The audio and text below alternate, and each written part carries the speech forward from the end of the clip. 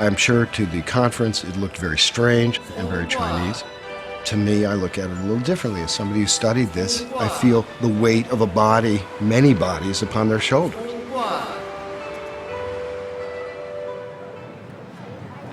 Okay, well, thank you very much for coming to report on this event. The reason we are here today because the World Transplant Conference is taking place in San Francisco. China has a huge number of transplants, largest in the world after the U.S., but no explanation of the sourcing. They have said prisoners sentenced to death and then executed, but they don't give numbers. I was a skeptic of the idea of forced live organ harvesting of prisoners of conscience. I did not believe it when I first heard the story, but the evidence is unmistakable. And here we have a lot of Falun Gong practitioner survivors from the torture and persecution. I was in the labor camp, the Tanghe labor camp in Beijing for 3 years. Every 3 months we got a blood test, and only Falun Gong practitioners will got blood test.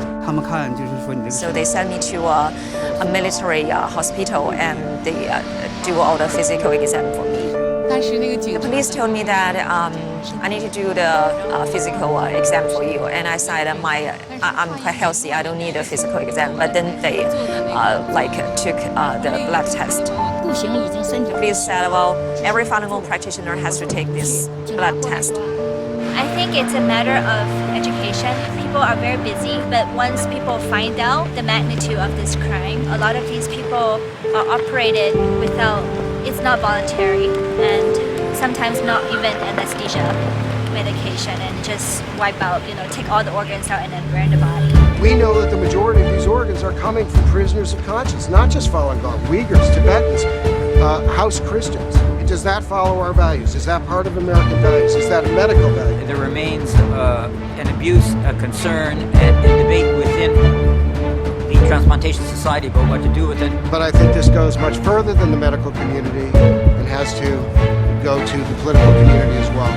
No one can ignore this issue.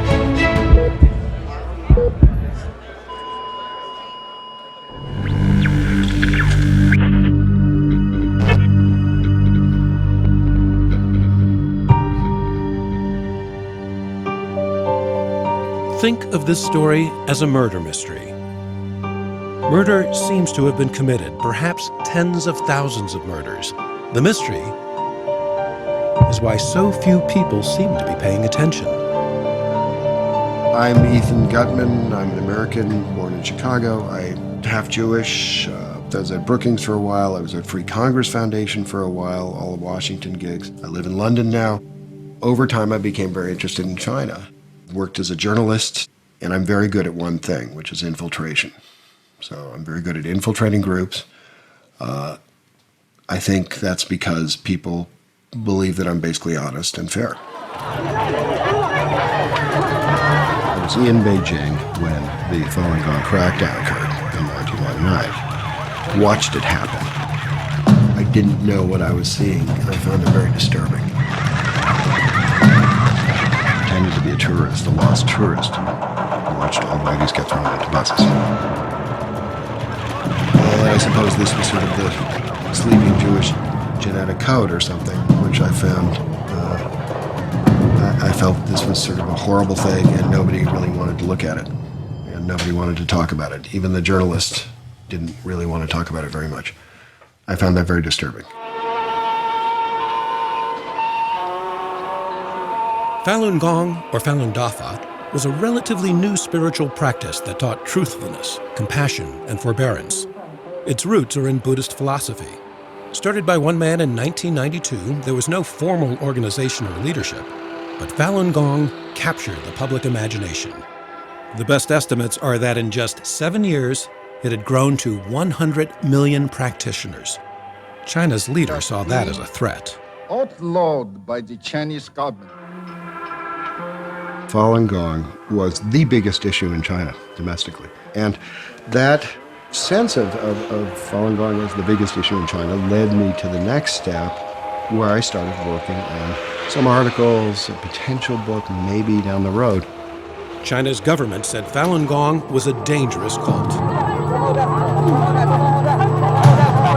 If practitioners recanted their beliefs and promised to stop practicing Falun Gong, they were released. Gutman says hundreds of thousands did not. And the 1999 crackdown led to a massive expansion of China's labor camp system. I am saying that about 500,000 to 1 million Falun Gong are in the Laogai system, that is in detention in China at any given time. That's the first really shocking number to most people. 500,000 to 1 million. One of my first interviews was with 3 women, had just come out of labor camp in China. They didn't speak a word of English. And one of the women was a very sort of salt of the earth kind of, well, about my age, 56 or something. She started talking about her experiences. And along the way, she said, well, you know, I was tortured, then they gave me a physical, and then they took me and put me in this room, and then I was tortured some more, and I was just like, wait a minute, let me hear a little bit about this physical.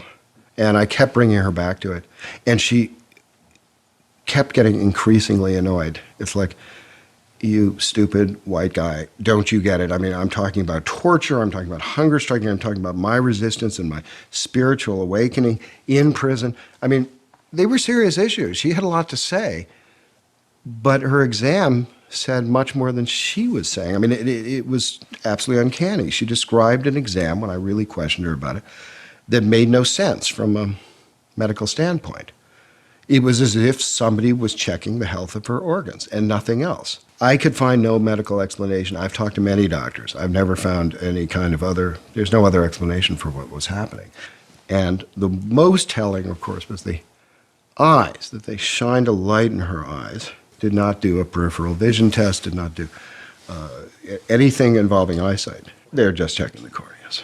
And I admit that a chill passed over my spine. I said, I didn't say it aloud, but a chill went down my spine. Oh my God, this is real. This is in labor camp. Basically, people get starved and beaten in labor camps. They don't get sent to top-flight hospitals.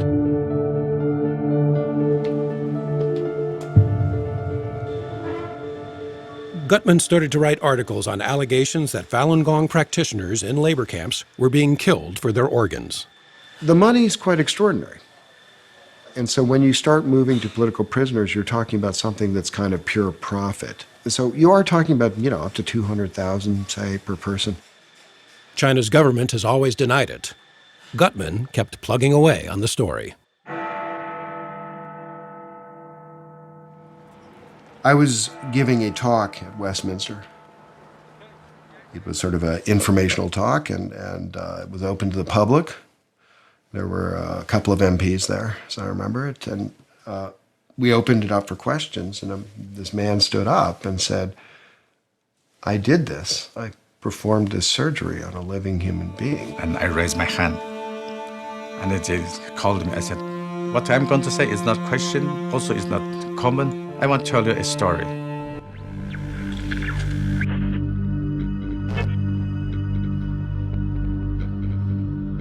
This is some sand from the desert near my hometown. And sometimes I open it and smell it and say, oh, this is my homeland. Yeah.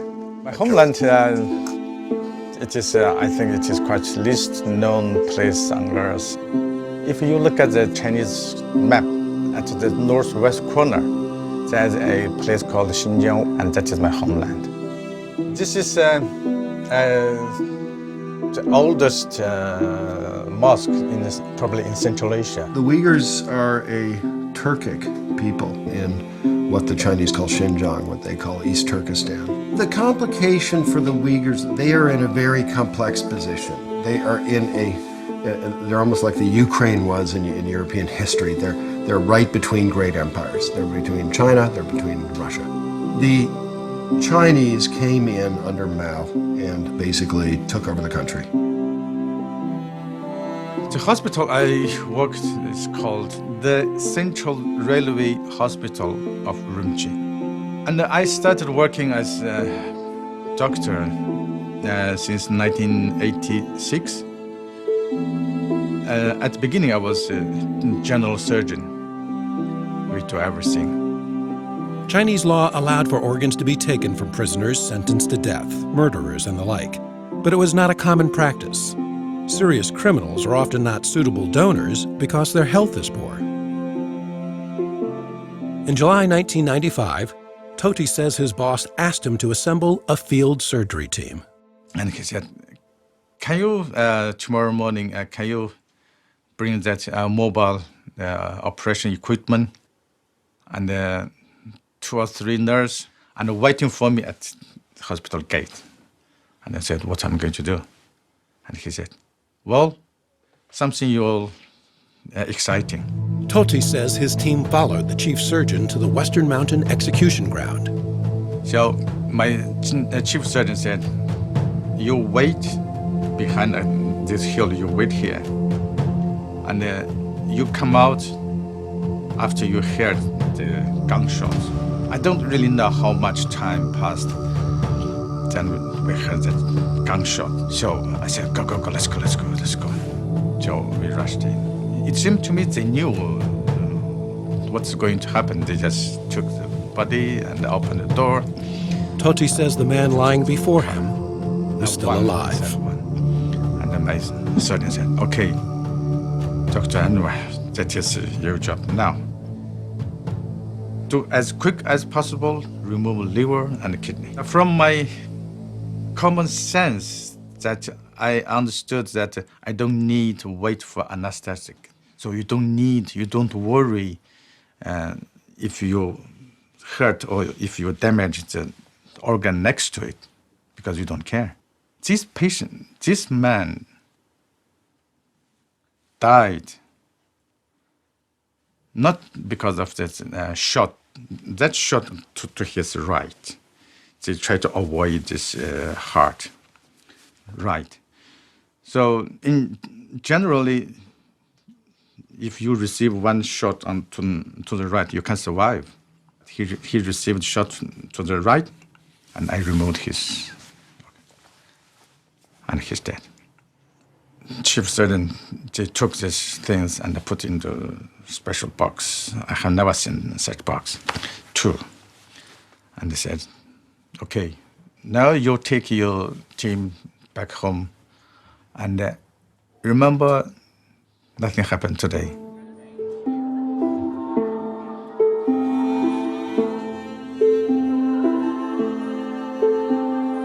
I didn't feel guilty. This is a bad guy. He was condemned to death. But after I left China, after my eyes and my mind opened to the West, and my, what is called perspective, it's something, it's changed, totally changed. Then I thought, oh my God, that is things, I committed a crime. For many years, I feel guilty. I didn't know who he was, his name, or if he is Uyghur or he is Chinese. If he is Uyghur, then I might guess he is Muslim, so I might pray for him in the mosque. And I said, what if he's Buddhist? So now, when I see a temple, I go in and light a candle and pray. If I see a church, I also go in to pray. When I heard Ethan that time, I did feel that this is the right time to bring this out. Because if it's continues staying in my bottom of my heart maybe not be able to carry all the way. I need to let it come out. So that day was the first day I confessed. On that day, did you feel a weight? Yeah. I said, finally, I said that. I said, finally, now the whole world knows it. Direct experiences in relation to organ harvesting in China, Enver. Toti has since testified several times to various governmental bodies in Europe. What I'm certain is this kind of organ experiment started from Xinjiang quite early. And I guess there's a reason because that nobody in the world is standing for us. Xinjiang means new territory to Chinese. It doesn't mean, East Turkestan. It doesn't mean somebody else's. It's new territory, new frontier. To me, this was one of these major stories. It was really important. Sure, it goes back a long ways. Sure, it goes back to 1995. Nonetheless, if you want to get to the essence of what happened here, you have to see how this developed over time. If you even want to understand Nazi Germany, you have to understand they did not start with the Jews. They started with cripples. They started with people who were mentally challenged. And then once they realized that the public could kind of accept that, they started moving to the next measures. So I think it's very important to look at how these things develop and how societies can come to accept them at all, and how can medical establishments particularly come to accept them. And Enver Tohti is the missing link on that, because he shows you that anything is possible. For Tohti, life in England has not been easy. Because his English is limited, he was never able to obtain a medical license. He is currently a bus driver.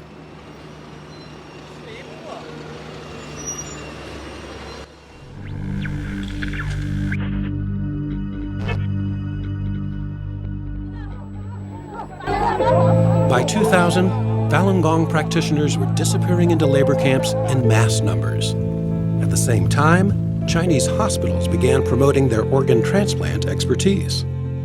I'm David Matus, and with me is David Kilgore. We've been asked to investigate allegations that there has been harvesting of organs of Falun Gong in China. David Kilgore is a former member of parliament and former cabinet minister for Asia Pacific, and I'm a Winnipeg lawyer doing immigration, refugee, and international human rights law in Winnipeg. And we have now done our investigation, and we're producing this report. And I didn't know whether it was true or not, and so my task initially was to try to figure out a way of approaching the issue so that I could either prove it or disprove it and not just walk away and say, I don't know. The number of executions in China varied widely depending on who was counting. But Matus says no matter which number he used, the number of executions and the number of organs didn't add up. The transplant volumes increased substantially after the persecution of Falun Gong began. And I mean, there's a lot of other evidence, but the most likely explanation for the increase is the Falun Gong. We pursued every investigative trail we could find. In the report, you will see that there are 18 different avenues of proof and disproof we considered and evaluated. Our bottom line conclusion, after considering everything as best we could, was that the allegations are true. We believe them to be true, that this harvesting is indeed happening. Matus and Kilgore issued their report in 2006. Since then, Matus has continued to investigate and tried to spread the word. For me, one of the most chilling things was the blood testing, organ examination, which was happening only to Falun Gong and nobody else. And I'd meet these Falun Gong practitioners around the world who basically didn't understand it, weren't interested. I mean, what mattered to them was they were arbitrarily detained, that they were tortured, they were asked to recant. And to them, I mean, the blood testing was just an incident. I would ask them about it, and they all, everywhere, without talking to each other, without knowing each other, said the same thing. Matus says what made Falun Gong organs especially attractive was the practitioners' healthy lifestyle. They do not drink or smoke. On many of the recordings of phone calls made to more than 100 Chinese hospitals, doctors assure callers that transplant organs are from healthy Falun Gong practitioners.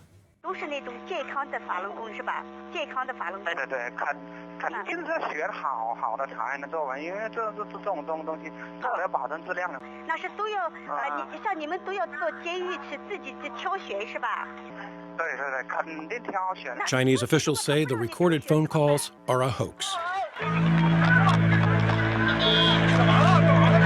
The Falun Gong, when they were arrested, originally it was a catch and release system, and they'd be sent back to their home community and victimized there.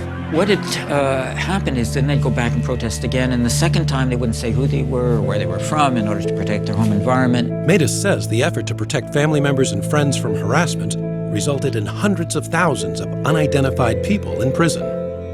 This huge population extremely vulnerable. Family didn't know where they were. Jailers didn't know who they were. They weren't going to release them without recanting.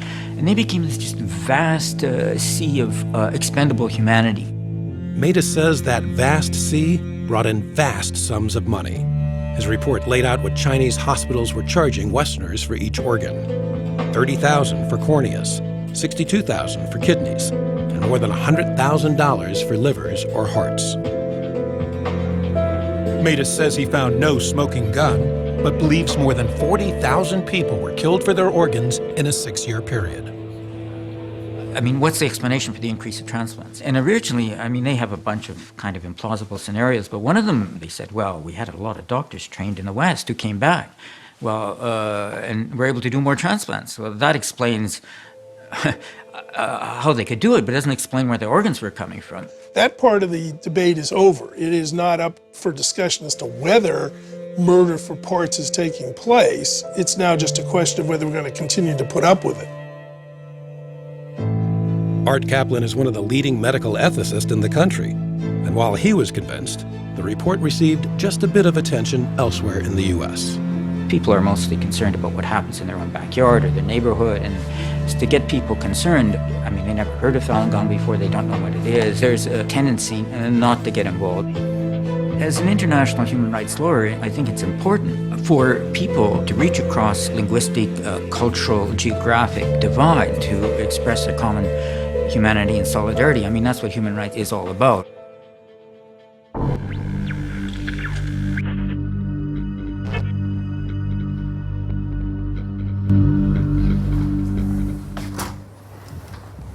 The year was 2005. A patient of mine who's been hospitalized in my department on top priority list for heart transplant for almost a year came to me one day and told me, "Doc, I have to tell you that I was told," so he said, by my insurance company to go into China in 2 weeks' time as I'm scheduled to undergo heart transplantation on a specific date. And I looked at him and I said, "Do you listen to yourself? How can they schedule a heart transplant ahead of time 2 weeks?" He said, "I didn't bother to ask. That's what they told me. That's what I'm going to do." Until the day, not a single Israeli went to China to undergo heart transplant. Many Israelis underwent kidney transplant before. And being a heart transplant surgeon, I always thought, well, probably they're going to China and a poor Chinese farmer is selling one of his kidneys in order to make the economic status of his family better. I didn't pay attention. But this patient, as I said, was the first who was scheduled to undergo heart transplant. And that's obviously a totally different story, let alone the fact that he was told to come on a specific date. And sure enough, the guy went to China and got his heart on this very same date that he was promised ahead of time. So this led me, for the first time, to find out what's going on. How can the Chinese offer people heart transplant ahead of time? After reading Matus and Kilgore report, and again, after looking at the numbers didn't fit. I mean, you cannot explain the number of transplants just by using the organs from executed prisoners. It simply doesn't add up. So once Kilgore and Matus brought this new information, it all made absolutely sense. What I found out more was the fact that not only this particular Israeli, as similar to the previous kidney transplant Israelis who went to China, doesn't have to pay a cent out of his own pocket because his medical insurance and sick funds reimburse fully the entire operation, which made the Israeli participation in the process de facto as if we are looking at what's going on in China as ethical and legitimate. Israel's healthcare system covered the entire cost of the operation, which Levy found wrong. And hopefully we'll be able to implement some of the ideas that were raised here into the new law, because after all, that's what's going to make the difference. Together with our friends at the Israel National Transplant Center and with our Ministry of Health, we sat down at the same time to write up what hasn't been done before, the new Israeli organ transplant law. We included a clause which totally bans any reimbursement of any illegally procured organ anywhere in the world. And the law went into act in 2008. The Jewish state couldn't live with this. They could not live with the idea of religious dissidents being slaughtered. America should be following that example. They were right. They were the first country to do this. I am not surprised that Israel was number one, but I think that owes a lot to Jacob Levy. Being a son of a father who was a refugee from a concentration camp from Nazi Germany, I felt the need to do what hasn't been done at the time when my father has been there. Because if the world would have known about what's going on there, and if there would have been good people elsewhere in the world, history could have been changed. And this was what motivated me into doing all this. And I'm sure that part of the answer to why did the Israeli people stop going to China after the law, in spite of the fact that they can still do it out of their own pocket, has to do somehow with the history of our people. Israel's law passed even though the Chinese government denied allegations of organ harvesting, and even though the Metis-Kilgore report could only estimate the number of those killed. I don't think the numbers, the millions there or the tens of or 100,000s here makes a difference. It's a principle of taking the life of innocent human being and just killing them for their conviction, for their belief. It's as simple as that. So I think what Levy did was a game changer. And I'm hoping to see the same thing happen in Australia, then Canada, Scotland, Ireland, and Westminster, Berlin, U.S. In Spain, they changed the law after our report came out. In Australia, they changed the policy for training of transplant doctors from China after our report came out. In Malaysia, they stopped paying through the health system for anti-rejection drugs for people who go to China for transplants after they come back. And so there's been a number of changes around the world. In the United States, these changes were barely noticed. One reason may be how Falun Gong practitioners tell their story.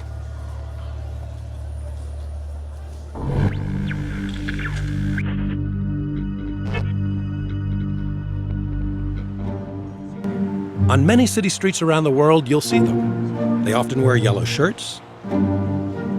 They push literature at passers-by, demonstrate at public events, and tell stories of torture. Two male policemen, they were put me taped, handcuffed me to that position. 两个手卡在紧紧的，完再用这么宽的布带子把双手缠上。 Both of my hand was handcuffed to the top upper back. I went through all kind of torture. Yeah, 被吊起来打，昏过去，醒来后又死人床上沉下来，跟死人一样。I was handcuffed and then tortured physically, almost died. At the night, I was tortured and interrogated, and they just tried to force me to tell my name. And then I resisted to tell them my name, and then they just put a number on my left arm. The Chinese government continues to say Falun Gong is a cult. For many Westerners, Falun Gong does look foreign and sometimes disconcerting. This attempt to characterize practitioners of Falun Gong in any way whatsoever is just kind of a stereotype. What you're dealing with is a victim community. I mean, you don't expect the victims to be journalists, researchers, human rights defenders. I mean, all they can tell you about is their own personal experience.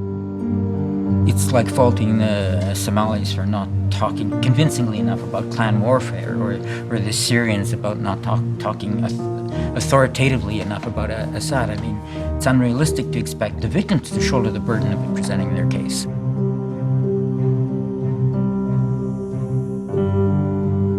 I was blood tested, not only blood test, chest X-ray, and blood pressure, and eye test, and kidney test, everything. We are just outside the Chinese embassy, and this is our vigil to raise the awareness about the persecution of Falun Gong in China. And this persecution lasts for over 14 years, and it's still going on. It's not only the persecution. Now the worst thing is the organ harvesting.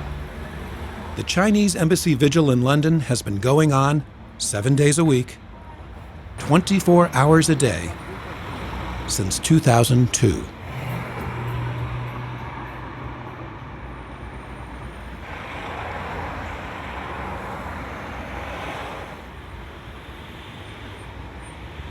I've been doing it since 2001 because I started practicing Falun Gong in 2001. I read about the persecution and I thought, well, what's all this?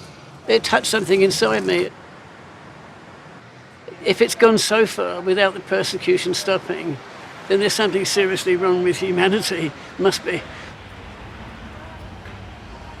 I'm amazed that the world is turning a blind eye, basically, to mass murder going on in China, and all because they owe loads of money to China. And I'm thinking, well, this is absolutely incredible, isn't it? So we're standing here doing this and no one else is doing it. This has been a complicated story from the beginning. And make no mistake about that.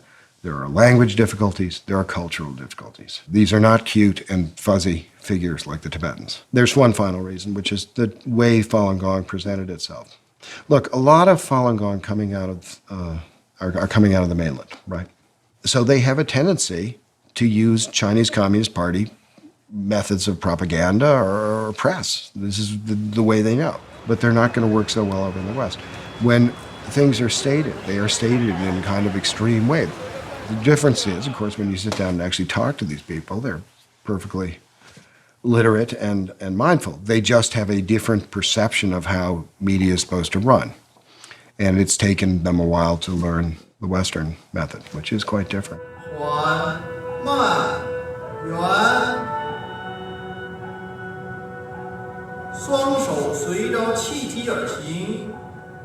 The story of Xiaodan Wang is a case in point. Xiaodan's father was a prominent Falun Gong practitioner in Beijing. He was one of the very first to be arrested in the 1999 crackdown. Xiaodan was going to school in the U.S. when she saw her father on CNN being sentenced to prison for 16 years. It was just like a day of crying for me.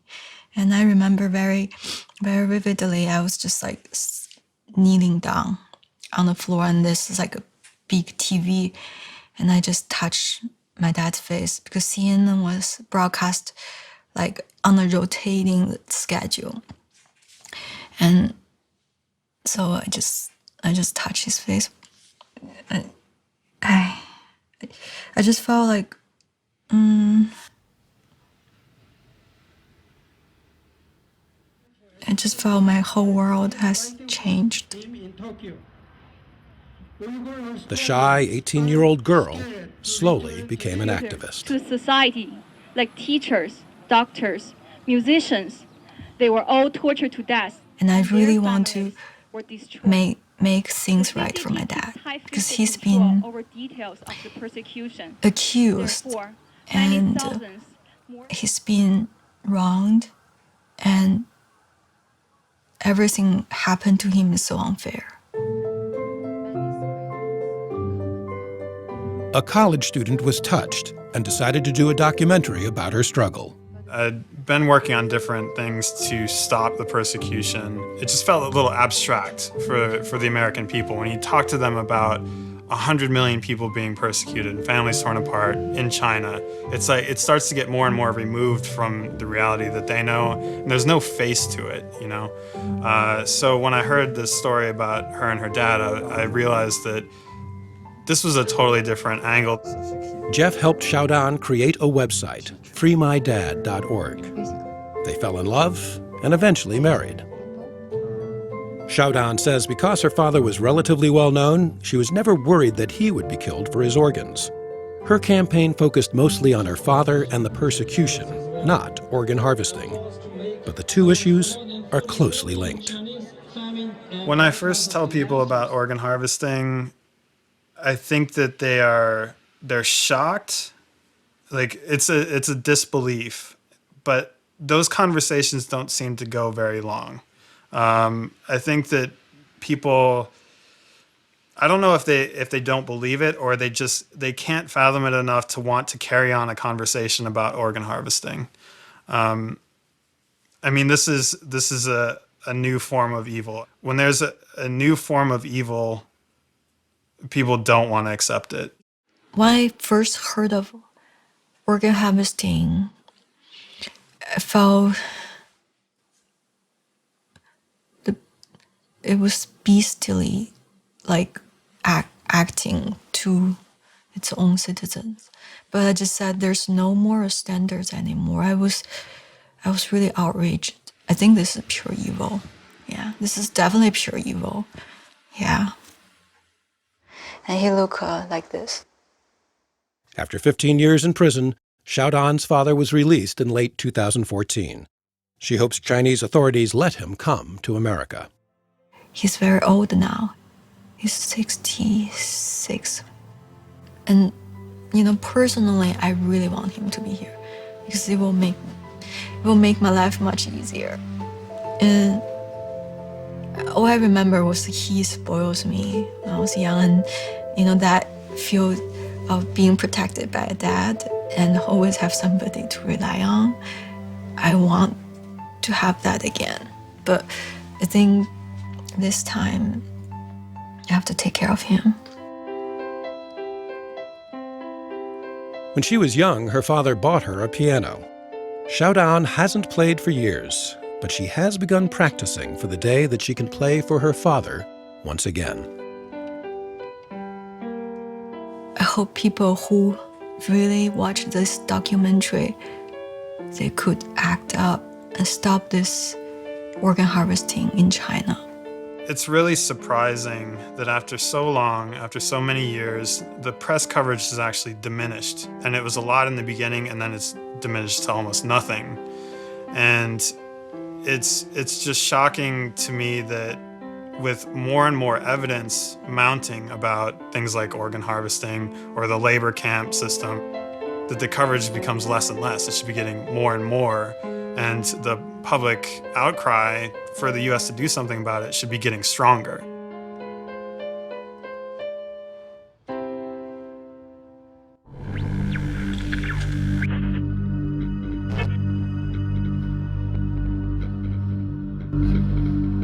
I was giving a congressional testimony along with a couple of other people on this. I gave my testimony, and all of a sudden, Rohrabacher started pounding the table and saying they're cutting people up while they're still alive and ripping apart their bodies.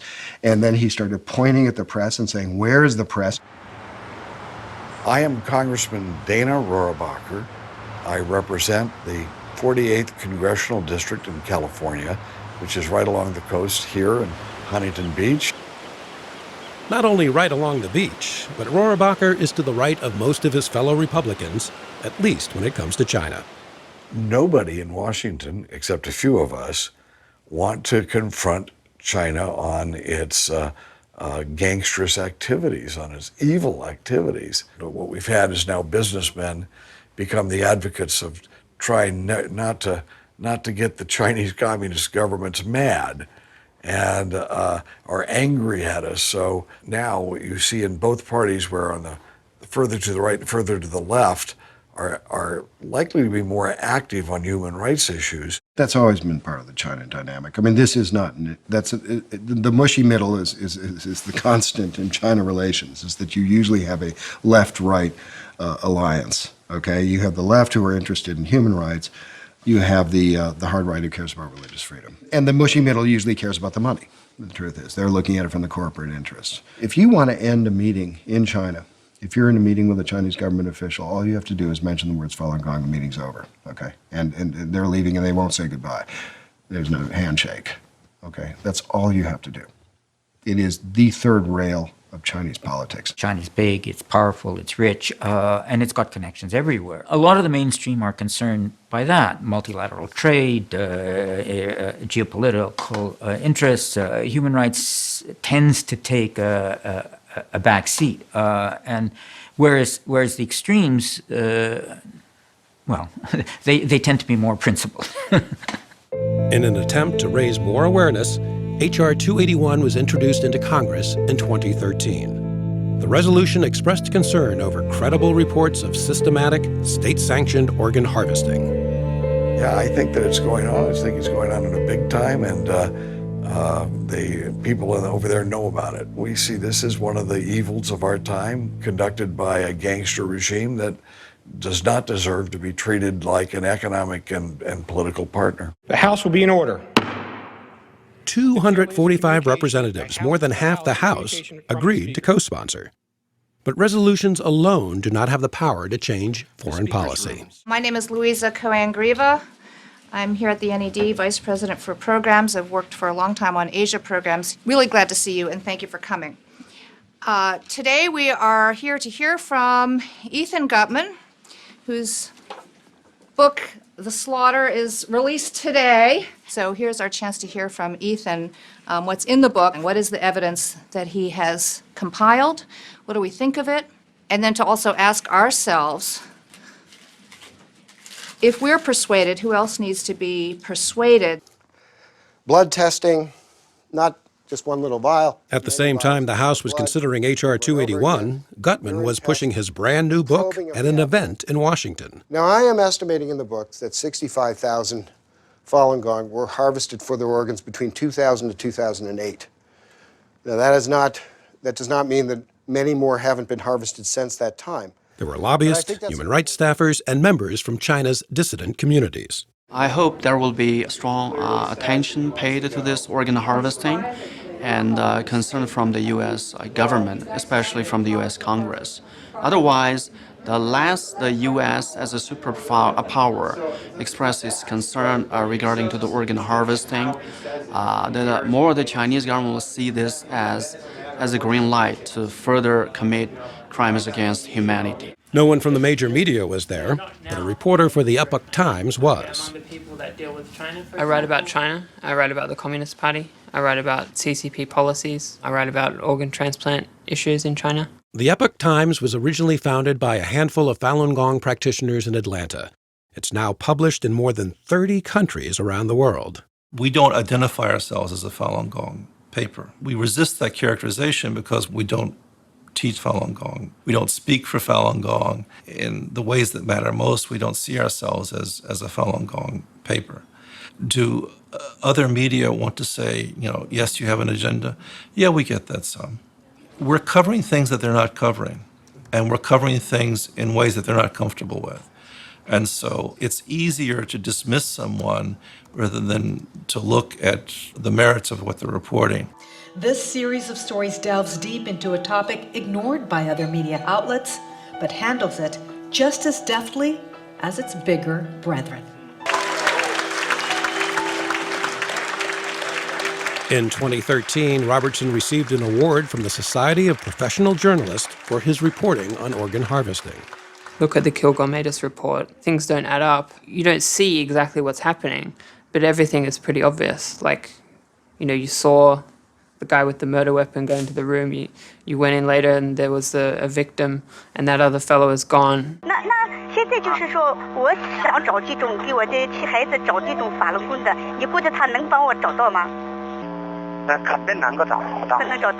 I found the phone calls simply irresistible because you can hear the people talking. They're not faked calls. Like it's a nurse or a doctor that's being contacted by someone who's the relative of a person who needs a transplant, and they're saying, I've heard that you've got organs from Falun Gong people which are healthy, and can you confirm that? And how can I be sure? And the doctor is reassuring them and even boasting and guaranteeing the quality, guaranteeing the time. And it's the case closed. The organ harvesting story is a story about Falun Gong. Falun Gong is the most sensitive issue for the Chinese regime. No one in the mainstream press that have offices inside China are covering it inside China. Reporters in Beijing can't do the story they can do little bits of the story, but they can't really do this story without losing their job. And because of that, they're missing what is driving events in China, and they're missing the story of what is one of the most catastrophic human rights violations in our time. And the assumption is, this is old news. China human rights is always stale news. The assumption is there's compassion fatigue among the readers. There's assumption is that Falun Gong is not of interest in some way. It's very Chinese. They're not wrong about some of this. David Matus said, this is a form of evil never seen on this planet before. But they've been killed in a way that violates everything that we think sacred, the dignity of their body, the role of the doctor, the role of what the state should be. It's not just mass murder, it's this particular kind of mass murder. Pursuant to Clause 4 of Rule 1, the following enrolled bills were signed by Speaker Pro Tempore Harris on Wednesday, December 17th, 2014. Despite having 245 co-sponsors, H.R. 281 never came up for a vote. It died when the 113th Congress adjourned. The chair declares the second session of the 113th Congress adjourned sine die. This is a crime against humanity. I mean, does anyone have any problem in condemning ISIL for cutting the heads off of 25 Christians in Libya? It was a brutal act. Well, that was awful, but there are hundreds of people, if not thousands of prisoners. They're being put in jail by the thousands, and the brutality and murder of these people, and then letting the government, the gangsters who are doing this, make a profit at it. I mean, how obscene is that? The environment would be completely different if the media were covering this story. Imagine that resolution not coming to a vote if the New York Times, the Washington Post, Bloomberg, PBS, CNN were regularly covering organ harvesting. It wouldn't be possible, Right. Somebody would ask the majority leader, how come H.R. 281 is not up on the docket? Somebody would ask, and they would be embarrassed. But now there's no price to pay because that discussion isn't taking place. This is what a press is supposed to do. Who owns the media in our country? If you're trying to figure out why something is covered or not covered, figure out who owns the media. How many films have you seen that portray China as the bad guys? And this is an evil, evil regime. It's the world's worst human rights abuser, but I haven't seen many movies about it. It has been, to date, difficult to get attention paid, and I think there are two reasons. It's a little bit hard to believe that it could be so, that doctors are complicit with the kind of atrocities that we know are happening in prisons. And it's difficult. So if that's your question, it is difficult to get attention paid, but also what do you do about it?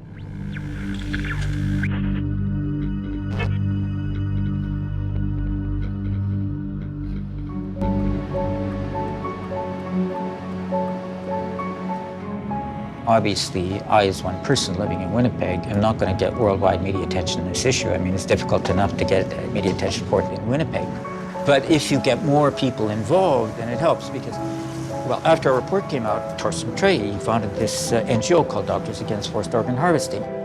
Last year, we initiated a petition to the UN High Commissioner for Human Rights. Within 5 months, we collected 1.5 million signatures in more than 50 countries. Asking them to launch an investigation to look at some of these allegations. Now, I mean, yes, they are allegations. I mean, I think the overwhelming evidence from my perspective is that these allegations are true. But the lack of access, the lack of transparency, it's difficult to get firm details. And this, what we were requesting was that the UN Human Rights Office was to investigate this. The petition asked the UN to unravel the mystery and conduct an independent investigation into allegations of organ harvesting. I mean, I was part of the group that went to Geneva to hand it in, and we had the press conference afterwards. We really felt that this was going to be a major change. 1.5 million signatures seemed to be probably one of the biggest petitions they'd ever had. We've had nothing back, almost as if those 1.5 million signatures, that petition is it's almost like it's never happened. After the petition to the United Nations seemed to go nowhere, Sharif made an appeal in the American Journal of Transplantation, asking medical professionals to take a stand. What we've argued in this is there is a big difference between someone who gets executed because they've murdered 15 school children versus someone who's executed simply because of their beliefs. We think of them as prisoners, but a prisoner in China could be a political dissident, someone who holds a religious or spiritual belief that's unpopular. Getting killed because you're a prisoner against your will with no permission. That seems to me to be a core violation of what I've called the dead donor rule. In the US, in Europe, you have to be dead first in order to be an organ donor. In China, they make you dead, and that crosses the ethical line. What we are classing these as crimes against humanity and medical crimes against humanity. Now, if this was to happen in any other country, in any other form or fashion, we'd be a lot more forceful with regards to this, and we haven't been quite as forceful on this issue in China, and we just need to raise awareness of it even more. People who are expecting this to sort of just be solved naturally by all we have to do is sit back and they'll fix it, this is wrong. The West has to take a role. And the one role the West can do is say, these are our values. We cannot go beyond this. There are certain lines we can't cross. This is a red line. That's an absolute red line. Yes, I can maybe understand that. Life is tough if your kidneys have failed. At the World Transplant Congress in San Francisco, Sharif, Gutman, and Matus took part in a presentation held by Doctors Against Forced Organ Harvesting. You need to send a strong message out that you simply cannot do this. The evidence will only continue to accumulate, and eventually there will be a slow shift in the generally accepted opinion on this topic, and then it'll be like, oh wow, they killed like tens of thousands of prisoners of conscience for their organs. That's really bad. What are we doing about this? I imagine that will happen at some point, right? It has to. Only a handful of the 7,000 doctors at the Congress were there. Small audience, preaching to the choir. Even if a lot of doctors don't show up from the major conference, it's possible that they're aware that these activities are taking place. And it increases pressure. Whether you're a doctor or a nurse or a dialysis technician, anybody involved in transplantation, you need to be informing patients that participation as a transplanteur is ethically inappropriate, despite the fact that as a patient you may really need a transplant. When you participate in organ tourism, you are inserting yourself into a network that you really shouldn't be in. We cannot be talking about kind of a transplantation system where these organs are being taken in this way. You cannot benefit people and bring life to people by essentially murdering someone. It's simply just it beggars belief when you think about it. So don't ask me how a physician can take part in this. They're either physician that are acting as murderers. As simple as that. Look, this is the most destructive thing you can do to a society, is to take their most trusted members. Everybody, universally, everybody knows doctors are the most trusted members of society. What is significant here is that this is a superpower which has suddenly taken its most trusted population and turned them into these monsters. Gutman's book got respectable reviews but sold only a few thousand copies. Unlike another book about organ transplant in China, a bestseller in development to become a Hollywood movie. This is Larry's Kidney, which was a book by a very funny guy, Daniel Asa Rose. He's a good writer. This book caught my eye because it's about taking his really kind of awful cousin Larry to China to get a kidney. The story includes a Chinese transplant doctor who assures Larry that the donor is a 31-year-old man who murdered an entire family and who is scheduled for execution. To me, if I heard that in China, I'd say that's a lie.